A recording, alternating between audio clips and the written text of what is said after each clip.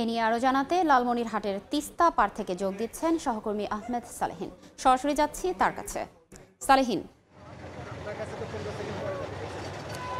তিস্তা নদী রক্ষার দাবিতে মূলত যে 2 দিনব্যাপী কর্মসূচি ছিল উত্তরবঙ্গের 11টি স্থানে এবং বিশেষ করে লালমনিরহাট, কুড়িগ্রাম, রংপুর, গাইবান্ধা, নীলফামারী এইসব অঞ্চলের যে 11টি স্থান তিস্তার পাড়ে এই কর্মসূচি অব্যাহত ছিল এবং আজকে সেই কর্মসূচির শেষ দিন, যেটি এখনও চলমান, সে চলছে। আপনারা দেখতে পাচ্ছেন যে অসংখ্য মানুষ এখন নদীর চরে, তিস্তার যে জেগে ওঠা চরে যারা যে মাঠটি তৈরি হয়েছে সেখানে কিন্তু তারা অবস্থান করছেন।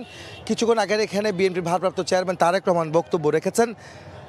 আপনারা জানেন যে তিস্তা নদীর পানি যে আসলে কী কারণে শুকিয়ে যাচ্ছে সেটি কিন্তু ভারতের কারণে। ভারত যে আন্তর্জাতিক আইন লঙ্ঘন করে যে বাঁধ নির্মাণ করেছে, সে বাঁধে যে পানি আটকে রাখার কারণে আমাদের বাংলাদেশের ভাটি অঞ্চলে পানির প্রবাহ বিনষ্ট হচ্ছে, পানির প্রবাহ বাধাগ্রস্ত হচ্ছে, যে কারণে তিস্তা কিন্তু এখন শুকনো, অনেকটাই বলা যায় পুরোপুরি শুকনো। সেখানে এই মাঠে যে প্রতিবাদ কর্মসূচি তারা পালন করছে, এখানে তিস্তা নদী রক্ষা আন্দোলনের ব্যানারে যেই কর্মসূচি চলছে সেটি আজকের শেষ দিনে দেখেন মানুষ এখনও পর্যন্ত এই মাঠে অবস্থান করছেন। এখন নামাজের বিরতি মাগরিবের, কিন্তু তার এই আগেও কিন্তু এখানে সাংস্কৃতিক অনুষ্ঠান হয়েছে, খেলাধুলা হচ্ছে, যেগুলি আসলে প্রতিবাদী সাংস্কৃতিক অনুষ্ঠান বলা যায়।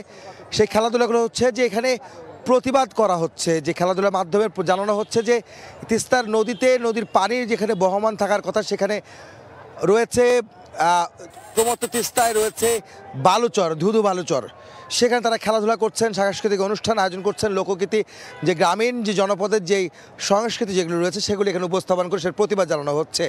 আপনারা জানেন যে তারেক রহমান কিছুক্ষণ আগে যে বক্তব্য রেখেছেন বিএনপির ভারপ্রাপ্ত চেয়ারম্যান, তিনি বলেছেন যে তিস্তার নদীর পানি চাওয়া এটা করুণা নয়, এটি বাংলাদেশের ন্যায্য দাবি, ন্যায্য হিস্সা, সেটি থেকে বঞ্চিত করেছে ভারত এবং ভারত আসলে মানুষের বন্ধু হতে চাইলে পানি দিতে হবে বাংলাদেশকে। এবং তিনি বলেছেন আগামী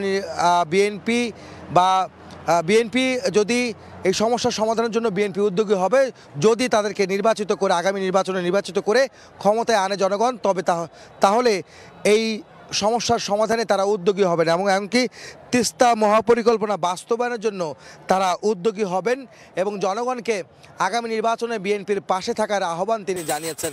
আজকে কিছুক্ষণ পরে এই এলাকায় এখান থেকে এই লালমনিরহাট থেকে মশাল মিছিল বের হবে, প্রতিবাদী মশাল মিছিল, যে মিছিলটি আসলে তিস্তার ন্যায্য হিস্সার দাবিতে। তো এই ছিল আমার কাছে লালমনিরহাটে যে তিস্তা নদী রক্ষা আন্দোলনের 2 দিনব্যাপী কর্মসূচির সবশেষ খবর।